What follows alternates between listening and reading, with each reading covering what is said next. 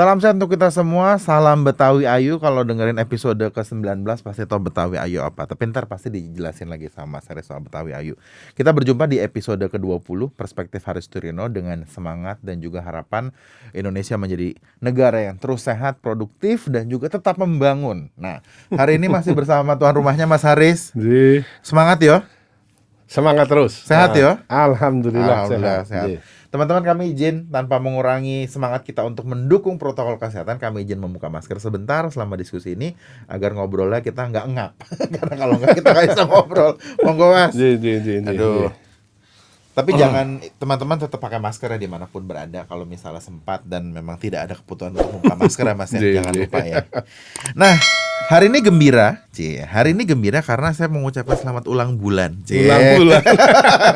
Soalnya kalau teman-teman milenial nih Mas, kalau pacaran tuh ulang bulan tiap tanggal itu tuh dirayakan. Jadi ini Mas Haris kali ini merayakan 2 kali masa persidangan. Jadi honeymoon lah masih. Honeymoon. Ya. Masih honeymoon. Jadi kita kalau teman-teman ya selalu mengikuti channel kita, dan kita terima kasih terus untuk teman-teman yang selalu mendukung Perspektif Haris Turino dan juga mungkin akun Instagram Mas Haris @haristurino. Jangan lupa dukungannya juga. Kita melihat banyak sekali kegiatannya nih Mas. Selama saya bisa lihat semakin padat, semakin sibuk. Kerasa banget ya Mas sibuknya Mas? Iya, kerasa. Badan juga kerasa Mas. Aduh, udah encok. Tapi gini, yang pertama saya mau tanyakan adalah teman-teman buat Betawi Ayu, teman-teman yang dapil panjenengan itu baru punya hadiah. Katanya ada hadiah tempat nongkrong katanya. Tempat nongkrong atau apa nih Mas? Iya, itu rumah aspirasi Mas Angga. Kenapa istilah rumah aspirasi itu apa sih Mas? Iya, karena waktu dulu saya punya posko namanya Posko Pemenangan. Karena waktu itu sedang berjuang. Ya, tapi ternyata kalah sehingga kan tentu kita tidak mungkin mampu untuk membiayainya, sehingga ditutup Mas Angga. Ya. Nah, kali ini setelah menjadi anggota DPR RI, saya mendirikan rumah aspirasi, namanya Rumah Aspirasi Haris Turino. Begitu Mas Angga. Ini kita cukup luas, 750 meter persegi. Wow. Cukup besar ya. Tempatnya di Kota Selawi ya. Di Jalan Juanda, di depan Dukcapil, jadi nyarinya gampang. Depan Dukcapil atau di depan rumah dinas Wakil Bupati Tegal. Oh, kawasan elit ya kalau untuk Selawi ya. Karena kan nggak mungkin rumah dinasnya Wakil Bupati di Gang Senggol tuh nggak mungkin. Tapi saya meng-highlight tuh pertama selamat buat rumah aspirasinya, dan kok Mas, saya pikir gini, biasanya kadang-kadang suka ditunda-tunda nih realisasi rumah aspirasi biasanya. Yang saya tahu, ini Mas berarti kurang dari dua kali masa sidang itu Mas sudah menyelesaikan.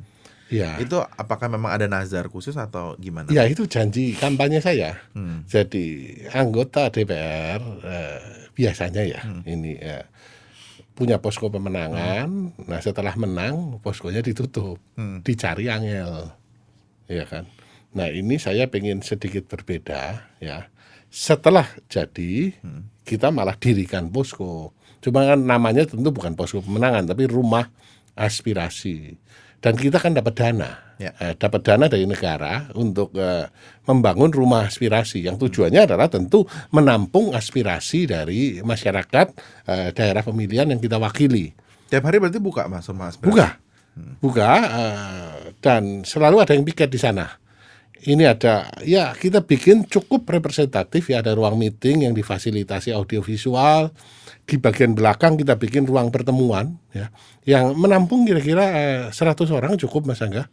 Ada panggungnya segala macam. Jadi selalu siap untuk menyambut semua masyarakat yang punya aspirasi ya Mas? Punya aspirasi, mereka mau senam bersama katakan. Menggunakan kegiatan untuk fasum gitu boleh jadinya? Iya, silakan. Misalkan dari komunitas juang mau acara apa daripada nyewa di hotel, monggo di sana. Misalnya ntar mau ada vaksinasi misalnya. Mau ada vaksinasi, ya kita akan rancang untuk pengobatan gratis ya. Karena memang ini menarik ya. Pengobatan gratis dan segala macam kita sudah ada tempatnya paling tidak. Dan ya kalau kita dapat duit dari negara untuk bikin rumah aspirasi, kemudian duitnya kita kantongi saja, tentu nomor 1 dosa Mas Angga. Terus malu ya. Aku malu loh kalau bosku ini jangan dong Mas ya. Ya, dan nomor 2 tentu ya ini kaitannya dengan janji kampanye ya, yang harus saya penuhi gitu Mas Angga. Dan juga selalu ya Mas ya, kalau saya boleh nitip sponsor, Panjangan mau terima kasih sama siapa nih untuk dalam penyelesaian? Karena selalu kan kita koordinasinya, kalau kita kan di kota ya Mas, kita banyak kan di Senayan ketemunya, tapi di daerah kan juga mereka bekerja keras. Siapa aja sih Mas kalau Mas boleh ngasih kredit ke teman-teman? Waktu proses renovasi itu ya, proses renovasi itu saya sendiri ada di Jakarta Mas Angga. Saya tidak tahu bagaimana prosesnya, dan tim sukses ya, tim sukses itu bekerja sangat keras ya. Maka saya kaget ya ketika saya pulang, saya lihat loh kok bisa jadi sebagus ini dari rumah yang tadinya cukup sederhana Mas Angga. Ya tentu tim sukses sudah bekerja sangat keras. Tenaga ahli saya yang di Dapil ya juga bekerja, sehingga ya rumah aspirasi sekarang sudah ada rohnya.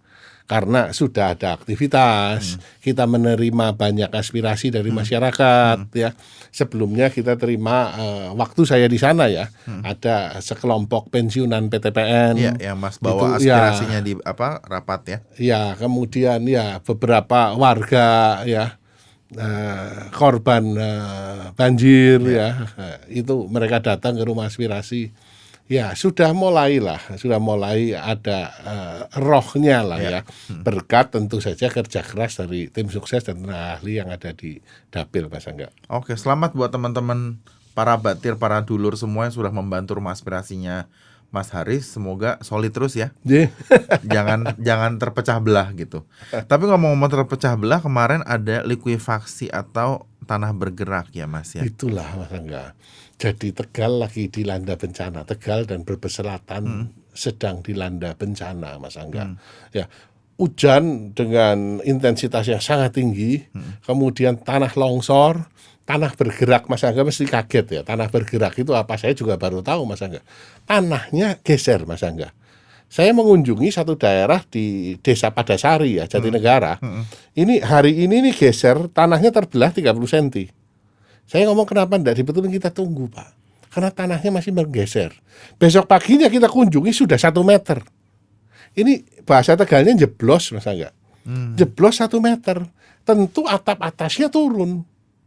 Dan kondisi-kondisi seperti ini kan tidak layak untuk dihuni. Dan penghuninya satu orang tua ya, ibu-ibu tua ya, yang tinggal sendirian. Ya, anak-anaknya kerja di Jakarta. Ya, tapi yang saya salut itu Pak Lurahnya. Demikian ngopeni, ngayemi sama warganya. Pak Lurah Desa Padasari, Kecamatan Jatinegara, itu luar biasa Mas Angga. Daerah yang lain di Kecamatan Pangkah juga ngalami masalah yang sama, longsor, tanah bergerak ya. Di daerah Plumbungan masalahnya banjir, daerah Lebak Siu, kemudian di daerah Balapulang ya, ngalami masalah fasilitas yang rusak. Ya, di Brebes Selatan sendiri juga masalah Mas Angga, di daerah Taraban, daerah Cijampang ya. Itu luar biasa memang, bencananya lagi banyak. Sehingga tentu saja ya kita terpanggil ya untuk datang menyapa warga ya, kemudian tentu kita memberikan bantuan Mas Angga. Dan yang kita bawa apa sih? Ya, beras tentu adalah hal yang mutlak Mas Angga. Untuk hari-harinya ya. Kita bagikan ribuan beras, minyak goreng gratis ya, minyak goreng yang langka mereka mendapatkan gratis.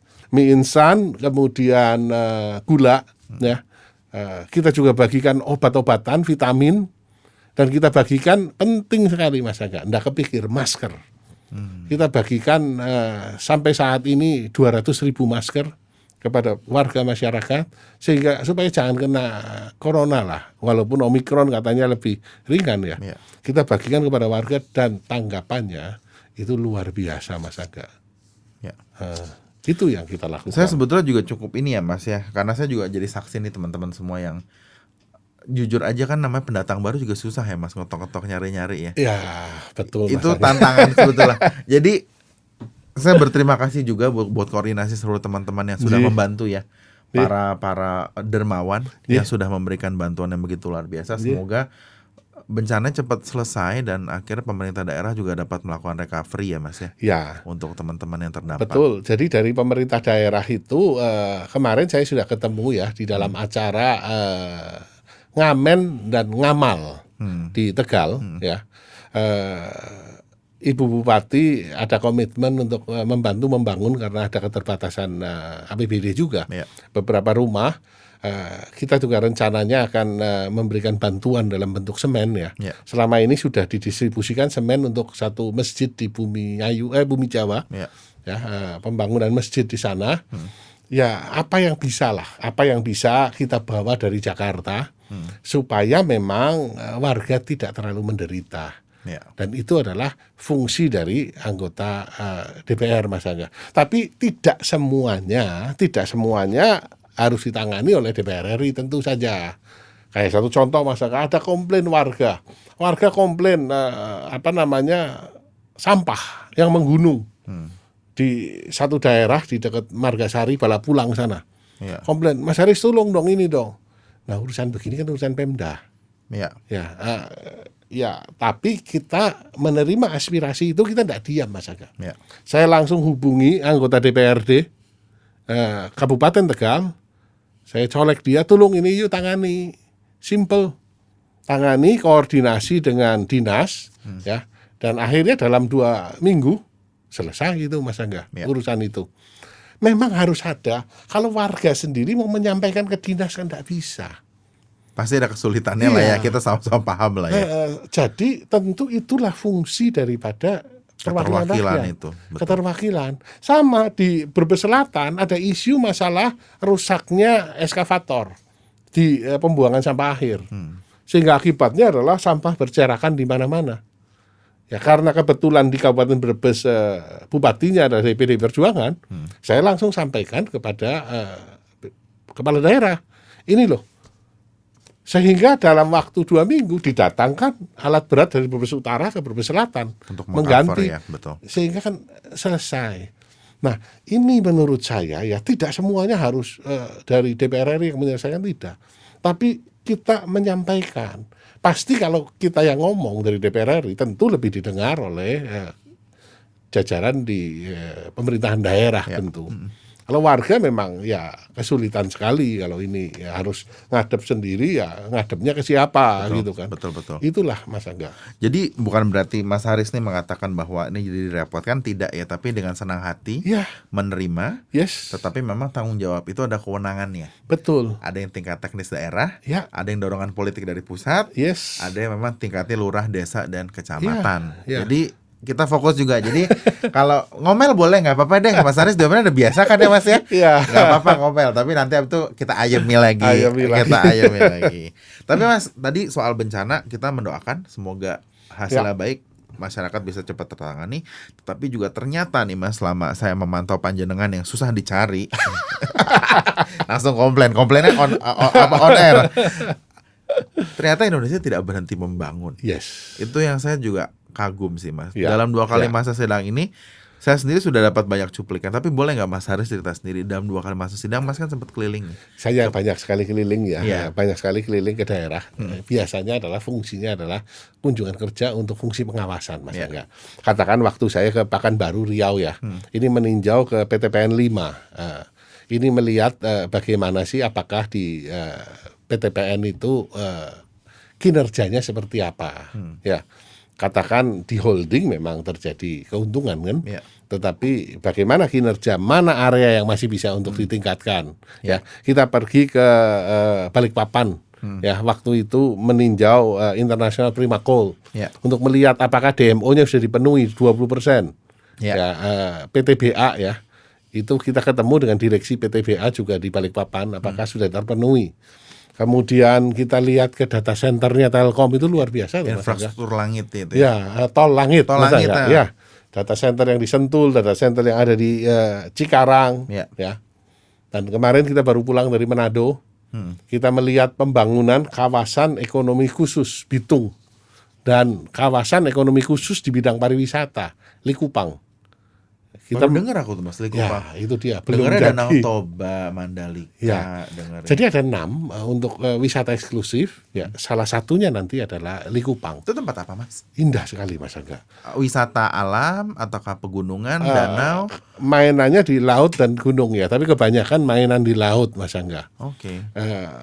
Sulawesi Utara, terutama Manado, memang dikaruniai oleh satu keindahan Mas Angga. Dan Mas Angga terkenal lah. Ya, perempuan Manado kan juga cantik Mas Angga. Itu komplimen ya, bukan seksis loh. Jadi memang Ya, mereka keren-keren. memang indah. Hampir semua yang ada di Manado adalah Keindahan. ya. Nah, 2 kawasan industri, satu kawasan industri Bitung itu ternyata dari hasil kunjungan kita itu kinerjanya masih jauh sekali di bawah harapan.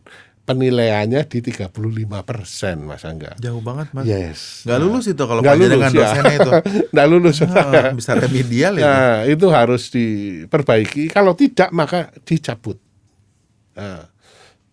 Posisi sebagai kawasan ekonomi khusus harus dicabut. Karena di kawasan ekonomi khusus ada bebas pajak dan segala macam. Ya. Lebih sebagai kawasan industri. Jadi bukan kawasan ekonomi khusus. Filosofinya agak enggak pas menurut saya. Ya, di kawasan ekonomi khusus ya, kalau lihat contoh yang paling nyata adalah bagaimana Cinta membangun Shenzhen katakan, dan kawasan ekonomi khusus yang lain. Ya, di sana bukan cuman industrinya dipindahkan ke sana, Mas Angga, tetapi universitasnya juga dipindahkan ke sana, infrastrukturnya, kemudian limbah, semua dikelompokkan di satu tempat sehingga terjadi efisiensi, terjadi saling menguntungkan, simbiosis mutualisme, ya, menjadi satu kawasan ekonomi khusus. Sementara yang terjadi sekarang lebih banyak hanya kawasan industri Pulau Gadung, sama. Industri saja kan, industri dikumpulin jadi satu dalam satu kawasan. Ini kan bukan KEK. Ya, itu di kawasan industri, kawasan ekonomi khusus Bitung. Kalau yang di Likupang yang belum jadi, ya masih dalam proses, tapi itu menjadi target. Kemudian kita melihat juga tol dari Manado ke Bitung. Itu total 40 kilo, 26 kilo udah dipakai. Wow. 13 kilo akan diresmikan Presiden. 25 Februari. Nah, yang menarik adalah saya menanyakan kepada Jasa Marga yang mengelola, ya, apakah tol ini dari awal dirancang financially feasible atau tidak? Kalau enggak ya enggak salah. Memang beberapa daerah tol harus dibangun ya tanpa harus secara finansial visible, tapi secara ekonomi tentu visible. Ya, enggak ada masalah sebenarnya. Tapi dari awal disadari. Nah, ternyata yang terjadi adalah pada ruas Manado Bitung, ini dari awal rancangannya adalah financially visible, yaitu jumlah traffic 13.000 kendaraan per day untuk golongan 1. Faktanya sekarang 4.000 kendaraan per day untuk golongan 1. Hanya 30% saja. Dan this is nothing to do with COVID, Mas Angga. Kemarin saya katakan clear, nggak ada urusannya dengan COVID. Kalau Bali memang tol Bali ya, trafficnya turun banyak karena COVID, itu orang boleh mengklaim itu. Kalau di sana nggak ada urusannya dengan COVID. Wong ini kebanyakan juga angkutan juga untuk ini kok. Belum nyambung ke Likupang, jadi belum ada urusannya dengan wisata. Berarti aktivitas hari-harinya reguler ya? Memang salah kalkulasi, ya kan? Nah, sehingga ketika terjadi salah kalkulasi ini, ya tentu kudu ada yang bayar kesalahan ini. Payback-nya pasti mundur, ya kan?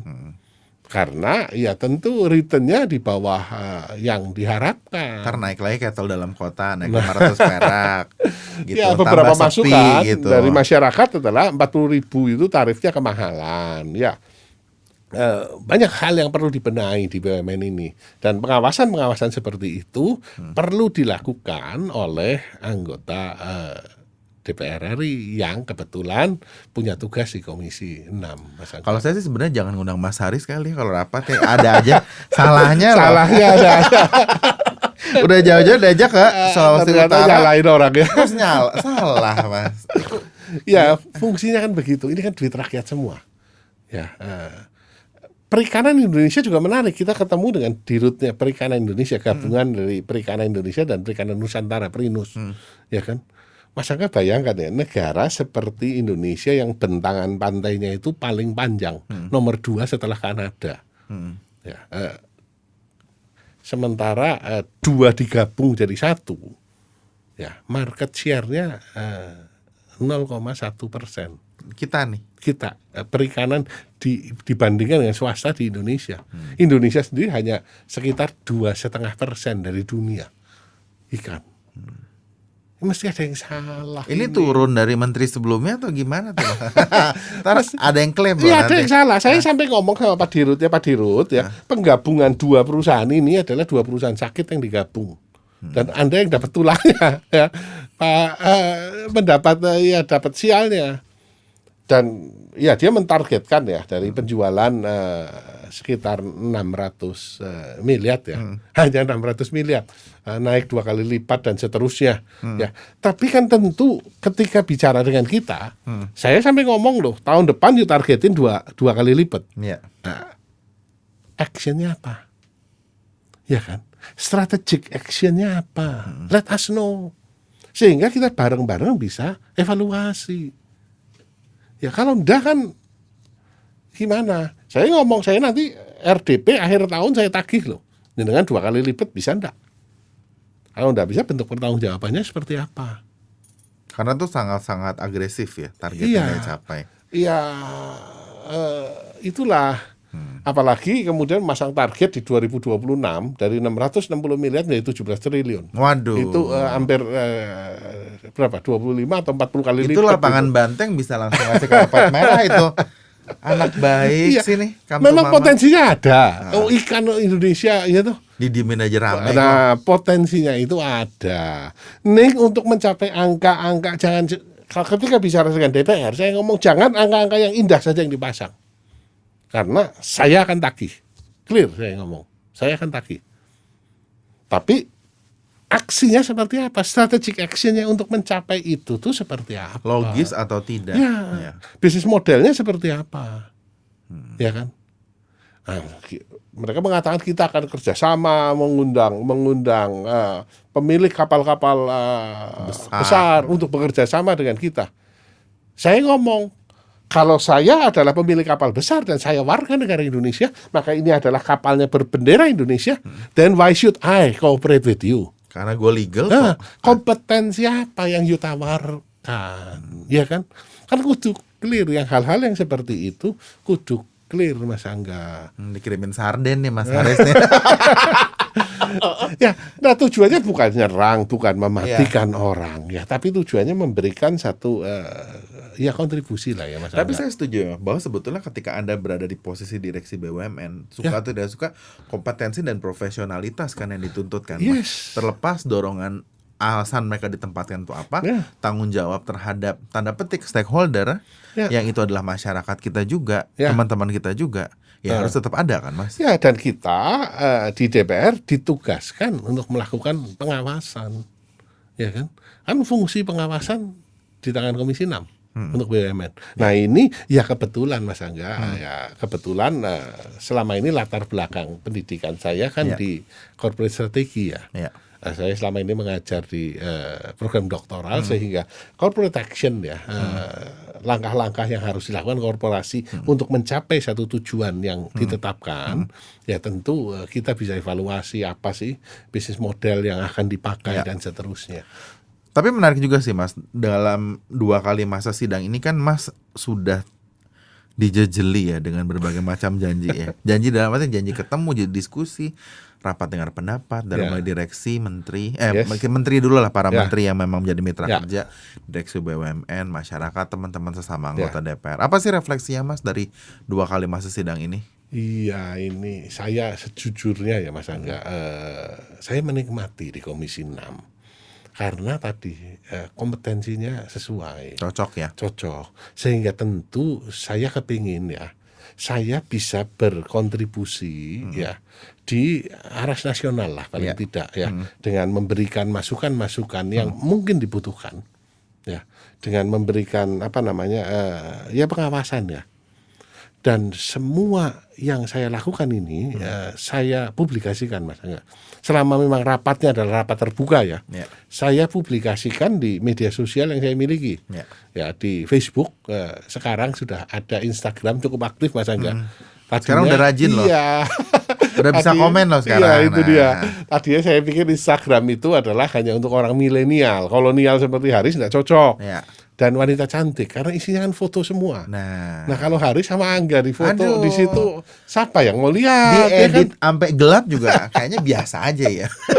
Ya, jadi itu saya laporkan, Mas Angga. Saya laporkan semua ya, recordingnya sih ada ya di TV Parlemen. Kita kadang-kadang juga kita laporkan recordingnya kalau memang ini. Ya sedikit tampil berbeda, Mas Angga. Tetapi tentu juga tidak boleh melupakan ngopeni dapil, Mas Angga. Kalau di dapil kan intinya adalah orang ngomong komunikasi, Mas Angga. Ya, kongko atau kumpul-kumpul, muni-muni, kasih-kasih, gitu kan. Strateginya kan gitu. Berat juga ya. Iya, itulah kehidupan Dewan ya. Jadi saya juga mungkin teman-teman kita bisa juga melihat ya bahwa dalam artian tidak semuanya tuh yang dipotret sebagai anggota parlemen tuh semua serba enak, itu tidak juga ya. Ini boleh kita klarifikasi nih sebagai pemanis akhir nih, sebetulnya apa semanis itu Mas jadi anggota DPR? Bukan maksudnya komplain ya. Iya. Jadi dalam arti enak tentu kita sebagai pejabat tinggi negara ya dapat banyak privilege tentu saja. Ya itu pilihan. Ya, apakah Anda akan exploit membayar ya atas bayaran yang Anda terima dengan memberikan kontribusi kepada negara ya lewat tugas dan kewenangan dan ngopeni dapil karena ngopeni dapil ini hal yang juga perlu dan itu adalah janji atau sumpah anggota DPR loh ya memperjuangkan kepentingan yang ada di daerah pemilihan. Ya, itu adalah sumpah kita. Ya, atau ya terus diam saja ya, menikmati kemewahan itu juga itu satu pilihan. Tapi saya rasa ya ketika Anda berkomitmen terhadap satu tugas, ya rasanya itu harus dijalani dengan baik, Mas Anda. Betul.